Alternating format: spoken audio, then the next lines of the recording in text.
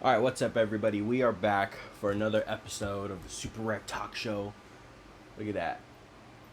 I got my Super Rare New York shirt. I was in New York with my other job for a couple days, and it was cool. I was in New Jersey, and then on one of the off days, me and one of the homies, Griff, decided to go to New York last minute. So I went into the shop, surprised the boys, got some merch for them as well too.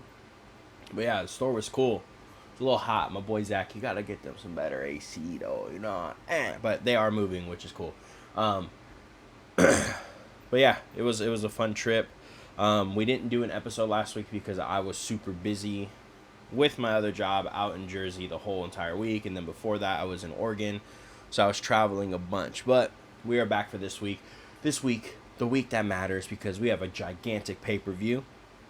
I will go over a couple of fights from last week just in case anybody was wondering.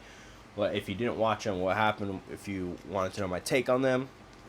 But yeah, it was some cool fights. There was a couple, obviously, like controversial fights, or there was at least one. Um, but yeah, let's go over them real quick. So we had the Vicente Luque, Rafael dos Anjos card. Vicente Luque looked good. I mean, Dos Anjos is a very good fighter. I think he's kind of more on the tail end of his career, as we know.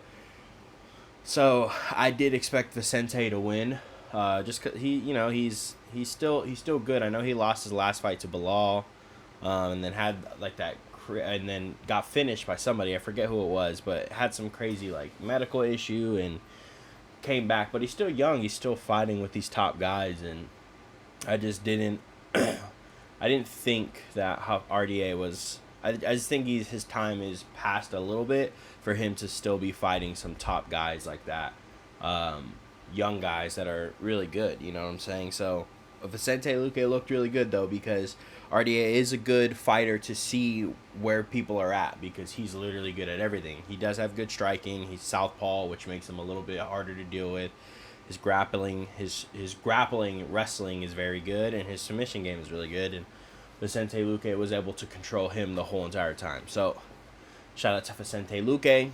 We have the Cub Swanson Hakeem Dawodu fight. That one was crazy because like this is why you have to respect Cub, because when they asked him, "Do you think you won that fight?" he literally said no. So like, I wonder if Hakeem could try to overturn it, and because Cub is even saying that he didn't win that fight, if they would overturn it. I mean, I think it was the unanimous decision is crazy. It's crazy that not one judge thought Hakeem won. I'm not too like. I think watching it right, you were thinking like Hakeem won, but I think it was closer than everybody thought it was. Because 2 rounds of those were really close, and I think I wasn't necessarily like, what the fuck, when Cub won. I was a little surprised, but I mean, if you really watch the fight, you really look in depth. I know that the numbers will show different, right? But I mean, it wasn't that far apart. You know what I'm saying? It wasn't like crazy far apart. So who knows? But shout out to Cub at least being honest with it. All these people like, no, well, at least the judges gave it to me. La, la. He was like, nah, I didn't win that fight. So shout out to him, for that. But shout out Cub. I wanted him to win, so I'm happy that he did catch a dub. Happy that he went in there and fought. If you bet money on him, you made some money because he was an underdog. But yeah, let's see. We got Khalil Roundtree. This is the fight that I was literally the most excited for. Honestly, This was the only fight that I was like, this fight I really want to watch. Was the Khalil Roundtree Jr. Chris Dawkins card. Chris Dawkins coming down from heavyweight. He's had power up there. He could knock people out. He did really well up there, but then he started coming down on some losses, right? Getting TKO'd and finished and stuff. But when they brought him down to light heavyweight and they put him up against my boy Khalil, I was like, I feel like, I don't know what they were trying to do with him. Like, I don't know if I'm not trying to say that he's not good enough to, fight people like Khalil, but I'm just like, dog, that's a hard fight to come down to. Khalil's on a win streak, bro. Khalil looked ripped. He looked in the best shape I've ever seen him before. Yeah, I mean, he won two, just knocked his ass out. Shout out Khalil, man. Khalil's looking good, and like what he was saying, I agree with him. Right, Chris Daukaus was ranked at heavyweight, comes down. Khalil beats him. Like, Khalil should be ranked, and he should get a main event. Why not? Give him a main event against one of these guys. Like, light heavyweight, it's gonna be exciting. You know, he scraps, he knocks people out. Someone else that he fights will do this. You know, just give him someone cool to get, like, that will bring that fight to him. But I'm excited because Khalil's. I feel like you can tell. Obviously, I'm not gonna say he wasn't taking it serious. I feel like he's always taking it serious, but it looks like he's even turned it up a gear because, like, he looked in crazy shape this fight. He looks so good. So shout out Khalil, man. Big fan of him. We saw him at the ADCC thing. He came over by the booth. We got a picture with him. Super cool dude, man. So other than that, was a very fun. There was fun fights on here. Some couple of submissions. This Marcus McGee guy got a nice, nasty, like, slip. I think it was like a slip right hand knockout. The thing was crazy. Terrence McKinney came in, did work on a short turnaround. So yeah, it was a fun fight card. Juliana Miller, she's kind of falling on rough times. I don't know if you guys remember her, but she was the Ultimate Fighter winner for the series that they recently had with all the women. Or with not all women, but with women. Yeah, she's falling on some hard times right now. So I think that's 2 losses in a row for her. So wonder what they're gonna do with her. But let's get to the reason we're here. Let me drink some coffee.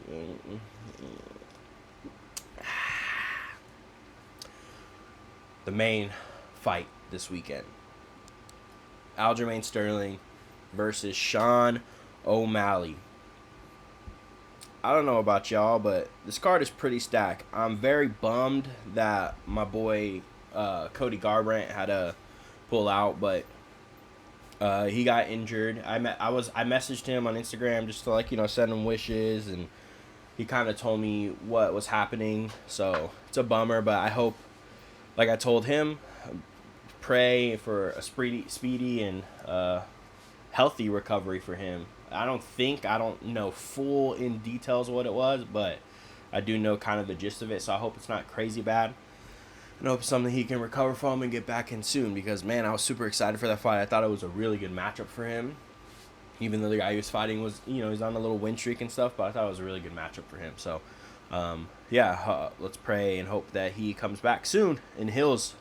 That's the main thing. Heal correctly and take the time that you need. Even from when I was coaching, you know, athletes and stuff, not to toot my own horn, but I never had an athlete get injured under my coaching. But being in that world, seeing people being injured and try to just push it, they right the day that they feel a little bit better, they come back and they try to push it all hard, they get injured again. So he has a really good team around him, so I know that he'll heal up well. But anyways, let's get to these fights. I kind of want to start down up. I don't even want to start at the main one. We're going to start down up today. We'll even start with the main event of the prelim. We got Chris Weidman versus Brad Tavares. Chris Weidman coming back after breaking his leg against Uriah Hall. Against Brad Tavares, the Hawaiian. This is, I mean, the thing with Chris Weidman is, you know, he's saying that he feels the best he's ever felt. And he's going to make a run for the title, at this age. I mean, I've said it before, but I do feel like the heavier you get in weight classes, the more the age doesn't matter in the sense, because, you know, it just knockout power. You know, that's the last thing to go. So, like, the older that they get, they still have it. They can still land something and, you know, finish them. I feel like with the younger guys, it's a little too much, because then the speed just isn't there, and those guys at those lightweight classes are just so fast. But I don't know, I think it'd just be not logical and a little crazy to think that Chris is just going to come back and win. He had a couple of harsh losses even before the Uriah Hall fight.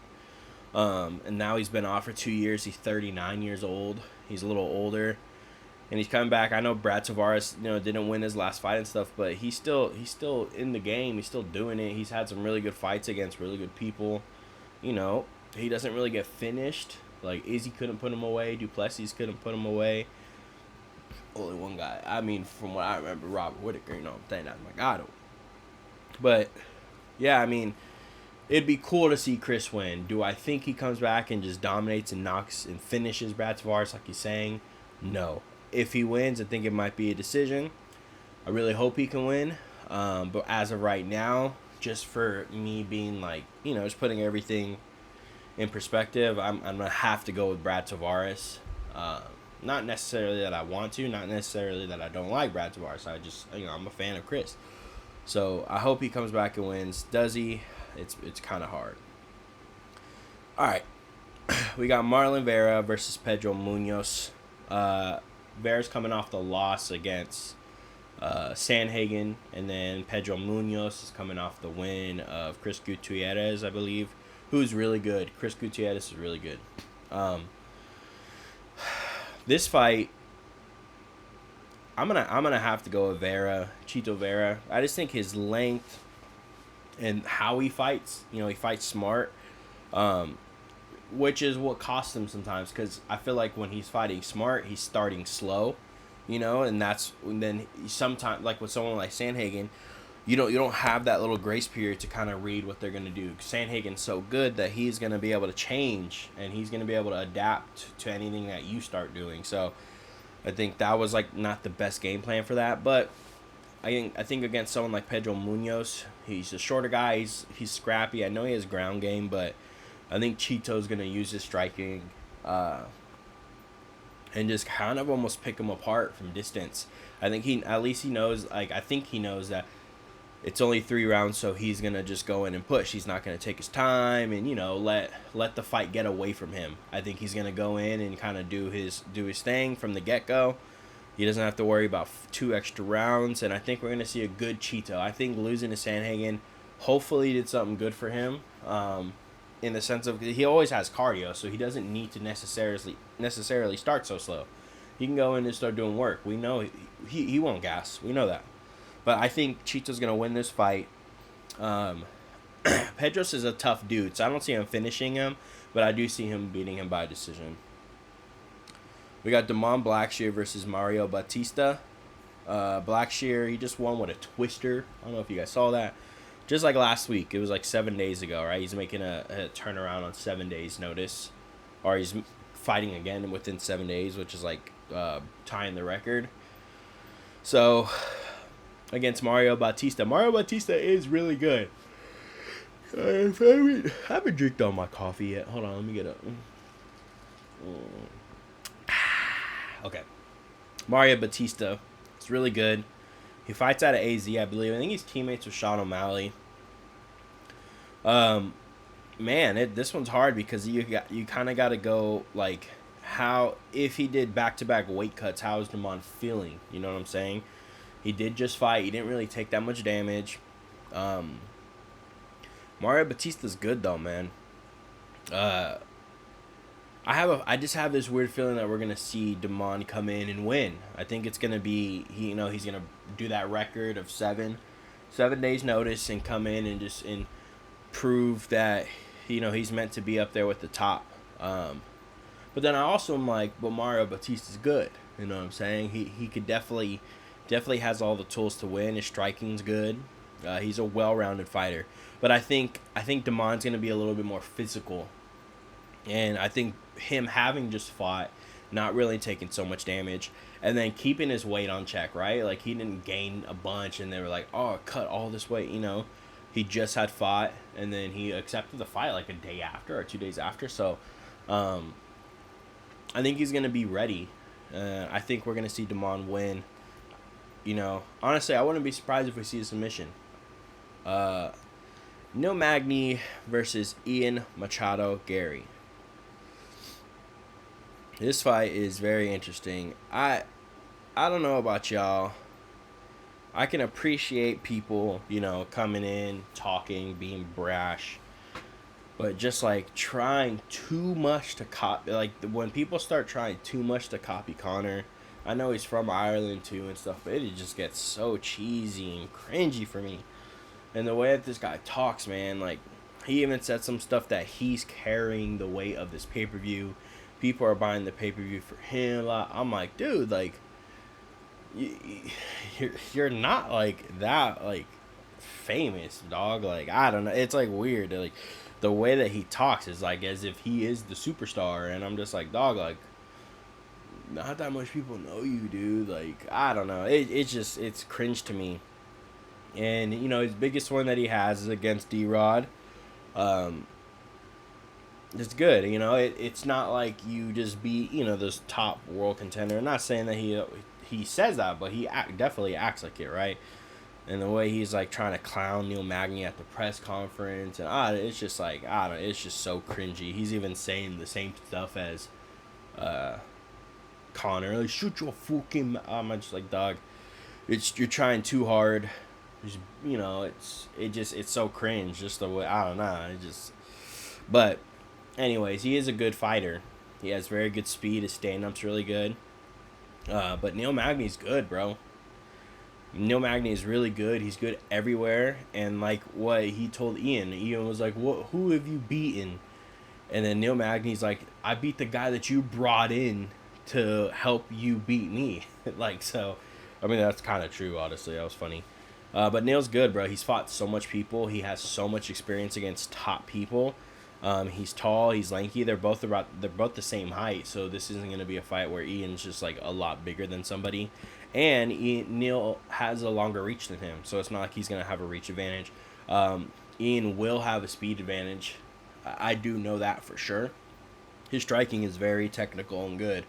But I think Neil Magny doesn't really get finished that much. And I think he will. And Ian dropped this when they were fighting. You're just going to sit there and try to hold me against the cage. So I feel like he already knows what's going to happen. I feel like when people do that, they're trying to make someone not fight the way that they fight because that they know that that's going to be a hard fight if that guy's doing it, and he's probably going to win. So I think Neil Magny's going to win a decision. I think Ian Geary will do good and have a good showing. I don't know if he gets completely blown out of the water, but I do think it'll be a good test for him to kind of really level up after this fight. But I think Neil Magny wins by decision. We got Zhang Weili versus Amanda Lemos. This one's kind of easy for me, honestly. Like, Lemos is good, right? She has good power. But, like, I mean, even watching her get arm triangled by Jessica Andrade, like, standing up and stuff. I think she definitely has holes, and if she can't knock you out, she's not winning. And I just think Zhang Weili is just so good. She's literally so good everywhere. Ground. She out-wrestled Carla, who's an amazing wrestler. She outstruck Joanna, who's an amazing striker. I mean, I know she got knocked out by Rose, but she got literally flushed head kicked. Anybody would get knocked out by that, right? So, other than that, man, I just don't see how Lemos wins. I really don't. I don't see any. I mean, she would literally just have to knock her out, and I don't see her knocking out Zhang Weili. I think Zhang Weili's actually going to be a better striker than her and probably finish her. Honestly, I'm seeing like a second round finish by Zhang Weili in this fight with stand-up. 100%. Let's get to the big fight. It is here. Aljamain Sterling versus Sean O'Malley. And I know if you're watching the show, you're like, you didn't even go for Aljo last time. You thought Henry was going to win. Yeah, whatever. I know I did say I'm an Aljo fan. And I have said back in the day when I had my old show, before Aljo became champ, that I thought Aljo was going to be the champ. And I said, don't be surprised when he gets to the championship if he holds the championship for a very long time. And to this point, I've been right. So, this fight, I'm not going against Aljo. This is why Aljamain Sterling is going to beat Sean O'Malley. Sean O'Malley, the one of the key things for me is the experience. The one guy of credit personally, that I think that he's fought is Jan, right? And there's a very big case that he didn't even win that fight. You know, he won on the judge scorecards, but a lot of people don't think he won that fight. And the way that he talks about it, you know, he's always saying it was a really close fight. It was a really close fight. So he doesn't even confidently, I don't think that he completely won that fight. You know, so that's the one. But other than that, I mean, like, who was it? Not Vicente Luque, Thomas Almeida, you know, Pavia, Eddie Wineland, like, these are the guys that he's beat, right? And then he fought Pedro Munoz, which he lost the whole first round, all from just leg kicks. He just got leg kicked the whole time. And then poked him in the eye, and then started talking shit on him, like, as if he quit, It's like, bruh, he wasn't even losing, number one.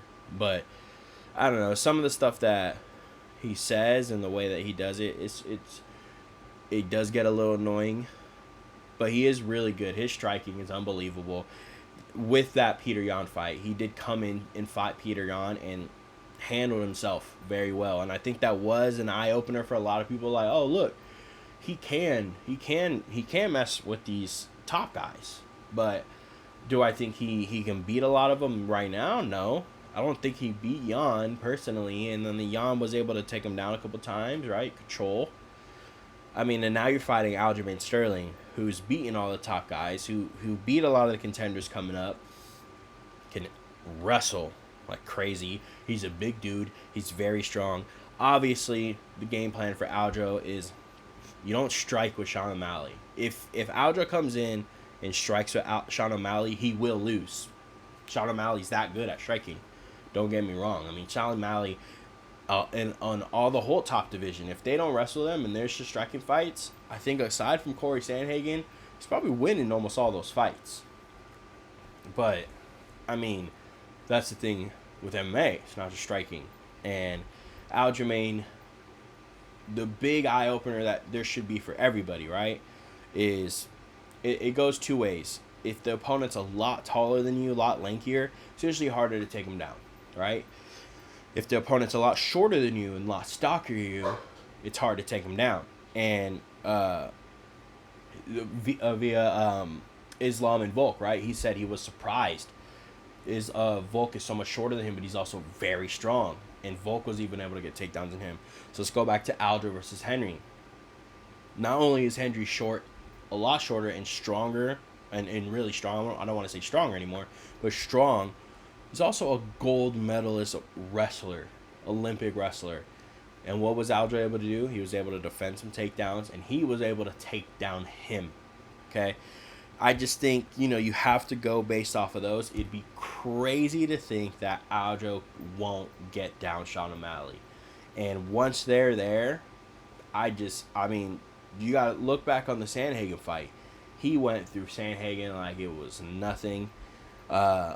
Look at the Yan fight. He did the backpack. He backpacked Peter Yan for a title fight. So I don't see how O'Malley, and that's the thing, like, oh, he submission, that's cool, bro. But even those guys, they're not wrestlers. They're not powerful like Aljo, dude. It's different. And it's MMA. He's not getting hit. Aljo's going to be on top of him, beating him, and then he gets the submission. Personally, I think Aljo has the one and biggest tool to beat Sean O'Malley. It's his grappling. It's his submissions. And I think he's going to overpower Sean O'Malley once they get to those positions. Granted, if Sean is able to keep this on the feet, he is a sniper. He can land. And if he lands, you never know, dude. He's very tall. He's lanky. And those guys usually hit hard. He could catch Aljo. Is that likely? In my personal opinion, no. I think Aljo is going to be true in what he was saying, that he's going to show him that there's levels. And I think, honestly, for Sean, this is good because this is a good fight to lose when you only have one loss, right? I mean, MMA doesn't really care about undefeated records like that, but you're already up here. You can fight the champ if he loses, right? He could always win, but if he loses, It's really good experience. It's championship experience, going through the media, going to a training camp for 5.5s. I don't even think he hasn't even, this is his first time training for 5.5s, right? So it's good experience for him. If he can win it, dude, cool. I think it's good for the UFC. It's good for everybody, and it's good for him too, because then he can kind of legitimize his name a little bit more, because he is good. It's just up to this point he hasn't really fought that much people to say that he's the guy. You know what I'm saying? So, but pick Aljamain Sterling's gonna win this fight. I think he's gonna win. I'm pretty sure he's gonna win by submission, honestly. But yeah, I don't know. Let me know down below. Comment down below. Make sure you like, subscribe. Let me know who you think's gonna win. If you think I'm wrong, if you think I'm right. Yeah, I'm super excited for this card, man. Tomorrow's a fun day. I have a massage, then we get back home, watch these dang fights, bruh. So yeah, make sure you comment, like, subscribe. Sorry we weren't there last week, but we had to be back this week for this big fight card. So yeah, we'll see you next time.